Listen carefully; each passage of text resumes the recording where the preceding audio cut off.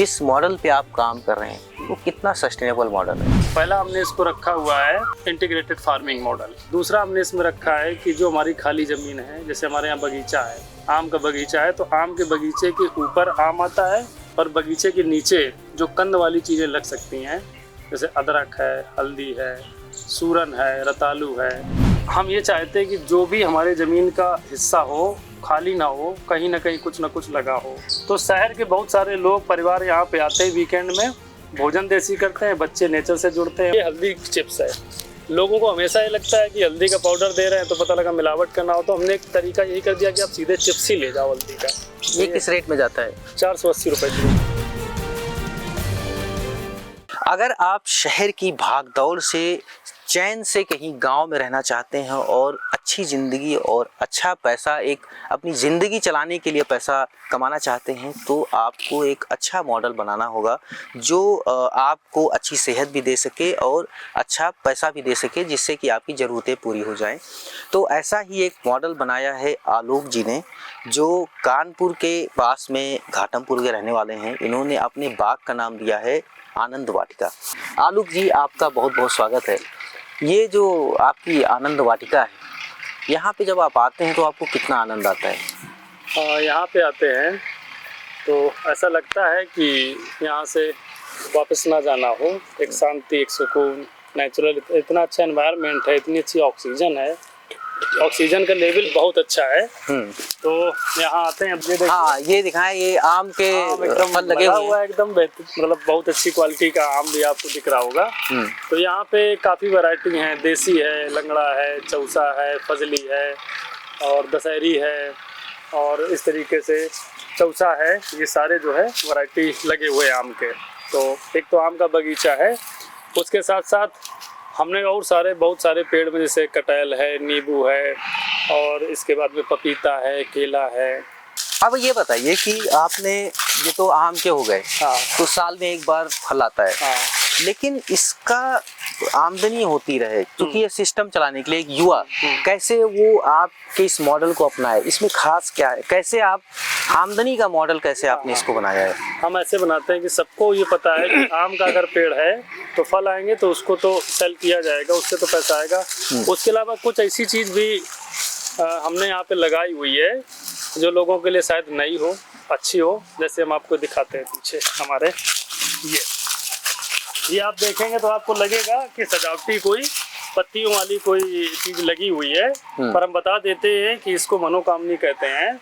और हमारे यहाँ इससे सुंदरता भी, क्योंकि हमारी ये जो नेचुरल हट बनी हुई है बांस की, इसके आसपास ये सुंदरता भी दिखा रहा है। साथ में आप मान लीजिए साल में 2 से 3 कटिंग इसकी होती हैं, और 1200 से 1500 रुपये हमें इसका एक कटिंग का मिलता है, और सेट भी हो जाता है। जिस मॉडल पे आप काम कर रहे हैं वो कितना सस्टेनेबल मॉडल है? जो ये मॉडल हमने बनाया है आनंद वाटिका में, और इसमें हमने 2-3 चीज़ें रखी हुई हैं।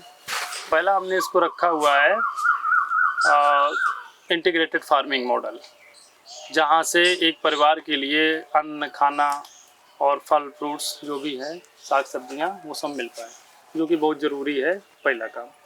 दूसरा हमने इसमें रखा है कि जो हमारी खाली ज़मीन है, जैसे हमारे यहाँ बगीचा है, आम का बगीचा है, तो आम के बगीचे के ऊपर आम आता है, उसकी मतलब मार्केट वैल्यू है, उससे भी इनकम होती है।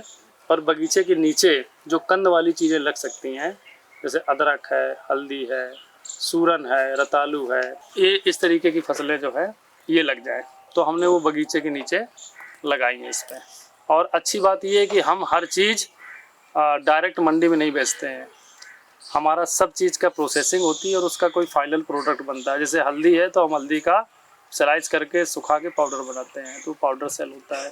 अदरक है तो अदरक अच्छे रेट होते हैं तो मार्केट में भी चली जाती है, जब रेट डाउन होते हैं तो हम उसका चिप्स बना के उसकी सौंठ बना लेते हैं। खासकर हम ये चाहते हैं कि जो भी हमारे ज़मीन का हिस्सा हो खाली ना हो, कहीं ना कहीं कुछ ना कुछ लगा हो। तो केला भी है, पपीता भी है, और तमाम तरीके के फल फ्रूट्स के पौधे हमने लगाए हैं। आंवला भी है इसमें, जामुन भी है, और तमाम तरीके की चीज़ें लगी हैं। तो हमारा ये मानना है कि किसान परिवार को जितनी ज़रूरत है अपने परिवार के लिए, वो उसके खेत से आए, और खेत की ज़रूरत भी खेत से हो। यानी हम बाहर की पेस्टिसाइड और तमाम तरीके के फर्टिलाइज़र पे डिपेंड ना रहें, वो हम खेत से ही बनाएं। तो हमारे यहाँ गोबर है, और गोबर के साथ साथ बहुत सारी चीज़ें और है, जैसे हम क्रोम भी बना लेते हैं, गोबर की खाद के यूज़ करते हैं, गौमूत्र उसका इस्तेमाल हो जाता है। तो इस तरीके से हम इसको पूरा, इसमें हम ग्रीन मैन्योर के रूप में हम इसमें ढेंचा भी लगाते हैं। तो कुल मिला के खेत को भी पोषण मिले और आदमी और परिवार को भी पोषण मिले, क्योंकि इस समय जो खेती में सबसे बड़ी समस्या आ गई वो आ गई मोनोक्रॉपिंग की। मतलब खेती का दौर ऐसा, पहले किसान करता था खेती अपने परिवार के लिए, तो उसमें उसको चना, मूंग, अरहर, तिलहन, दलहन, अलसी सब कुछ बनता था। सर्दियों में सबके घर में अलसी के लड्डू बनते थे, सौंठ के बनते थे, ये बनता था। अब कुछ होता नहीं है। अब जो दूध वाली स्थिति आ गई वो भी है कि दूध डेयरियाँ आ गई हैं, तो सब दूध भी नाप दिया जाता है। पता लगा घी कंपनी का आ रहा है, अपना तो घी बन ही नहीं रहा है। दूसरा एग्रीकल्चर प्लस टूरिज्म, यानी एग्रो टूरिज्म। तो शहर के बहुत सारे लोग, परिवार यहाँ पे आते हैं वीकेंड में, भोजन देसी करते हैं, बच्चे नेचर से जुड़ते हैं, क्योंकि बच्चों को ये नहीं पता है कि हल्दी ज़मीन पे होती है कि पेड़ पे होती है, तो वो जुड़ते हैं। इसके साथ साथ हम उनको एग्रीकल्चर और एग्रो टूरिज़्म से रिलेटेड बहुत सारी उनके साथ बातचीत करते हैं।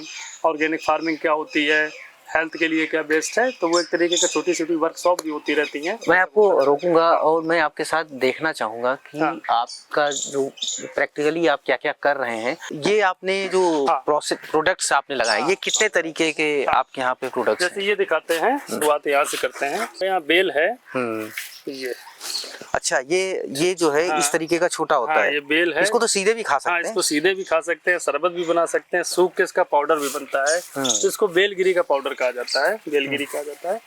तो ये क्या है कि जब ये एक किसान एक देता है तो 5 रुपए का जाता है किसान का, और जब इसका जूस बनता है तो इसके 3 जूस बन जाएंगे एक बेल से, और एक जूस की कीमत होती है लगभग 30 रुपए, तो फिर 90 रुपए की वैल्यू हो जाती है। जब इसका पाउडर बनता है तो और समस्या तो वही है ना, किसान प्रोसेसिंग के बाद कॉस्ट उसकी बढ़ जाती है। जैसे अब ये देखिएगा, अदरक चिप्स लिखा है इसमें। अच्छा, ये अदरक यहीं पे पैदा होती है, बगीचे के जितना कितने चीजें हैं? ज्यादातर ये बगीचे की है हमारी। 5, 6, 7, 8, 9, 10, 11, 12, ये 13, खांड एक केवल है, हमारे 16, मित्र है, 18 चीजें ये खुद मतलब प्रोसेस करके आप प्रोसेस बनाते यही हैं। की है बगीचे की, तो ये हमने बताया। इसके बाद आमचूर का पाउडर, हमारे यहाँ आम होता है, इसकी जो अमियाँ होती है, हाँ, जो बागों में लगा हुआ है, बागों में, इसका हम आमचूर का पाउडर बनाते हैं। ये हल्दी का अचार है, हल्दी का अचार इसी हल्दी का है, हमने बनाया हुआ है। ये नारंगी का है, नारंगी का जैम है, तो ये दिखाते हैं आपको, नारंगी जैम। ये बहुत अच्छा टेस्ट होता है, हेल्दी भी है। नारंगी भी यहीं लगा हुआ है? हाँ, नारंगी है, अब तो नहीं है अभी रोज का फल इस समय। तो ये बाकी सारी चीजें। और ये गुड़हल है, ये गुड़हल है। ये गुड़हल के आप देख रहे होंगे सामने, इसकी चाय भी बनती है बसकस टी करके, बहुत अच्छी होती है हेल्दी। तो हमने इसका पाउडर बना लिया है। ये बालों में भी उपयोगी होता है और हेल्थ में भी लोग इसको बहुत यूज करते हैं। तो ये यहीं का है, ये हल्दी चिप्स है। लोगों को हमेशा ये लगता है कि हल्दी का पाउडर दे रहे हैं तो पता लगा मिलावट करना हो, तो हमने एक तरीका यही कर दिया कि आप सीधे चिप्स ही ले जाओ हल्दी का। ये किस रेट में जाता है? 480 रुपए किलो। ये क्या है? अश्वगंधा है, ठीक है। ये पत्थर चटा है, इसको हम लोग ये भी कहते हैं कि ये पथरी को भी, तो अगर छोटी मोटी पथरी होती तो उसको भी ये गला देता है। ये सतावर है, सतावर का भी इसके रूट्स होते हैं जो बहुत हेल्दी होता है, जैसे अश्वगंधा। तो आपने एक मॉडल बनाया है। दूसरा ये बताइए कि जब यहाँ पे आप इसको शहर से कैसे कनेक्ट करेंगे? हाँ। एक बड़ी समस्या आती है कि आप यहाँ पे आपने बना तो दिया, लेकिन शहर के लोगों को आप कैसे लाएं, क्योंकि टूरिज्म की बात है। गाँव का आदमी तो जो देखेगा ही। ठीक है, तो इसके लिए ये है कि अगर शहर से कोई ऐसी जगह है जहाँ पे 4 व्हीलर जा सकती है और रोड सही है, अब शहर से दूर भी होगी, तो ये कम से कम शहर से 22 किलोमीटर लगभग दूर है। तो हमें ऐसा लगता है कि अगर शहर से 25 से 30 किलोमीटर अगर कोई जगह होती है ऐसी बनती है, तो शहर के लोग वीकेंड में जाना चाहते हैं, गांव देखना चाहते हैं, तो आसानी से लोग आ जाते हैं और ग्रुप के ग्रुप आते हैं यहाँ पे। तो ग्रुप आते हैं तो उनको क्या कैसे आते हैं, क्या सुविधाएं मिलती हैं और क्या देखने आते हैं? हाँ, तो सबसे पहले शहर के लोगों को ये रहता है कि हम लोग जहाँ जा रहे हैं वहाँ नेचुरल एनवायरनमेंट मिले। तो हमारे यहाँ पेड़ पौधे सब बहुत नेचुरल माहौल है, पहला तो उनको जो मिल गया। दूसरा उनको ये होता है कि हमारे बच्चों के लिए कोई ऐसी जगह ना हो जहाँ उनको जोखिम हो, तो यहाँ खूब नेचुरल एनवायरनमेंट है, मिट्टी है, पानी है, खूब खेलते हैं। उसके बाद में हम सीजन बाय सीजन देसी भोजन करते हैं। ये आपका टोटल कितने एकड़ में है? ये 7 एकड़ मान के चलिए। थोड़ा अपने बारे में बताइएगा, कैसे इधर क्यों रुझान हुआ? आपने क्या पढ़ाई की? अच्छा, आपका कैसे जुड़ाव हुआ? पढ़ाई हमारा तो रहा, हमने मास्टर ऑफ रूरल डेवलपमेंट किया हुआ है, कहाँ से? हमने अवध यूनिवर्सिटी से किया, फैजाबाद से। और लखनऊ में मतलब हमारा एनजीओ सेक्टर रहा है, सोशल सेक्टर, हमने एनजीओ सेक्टर में बहुत काम किया है।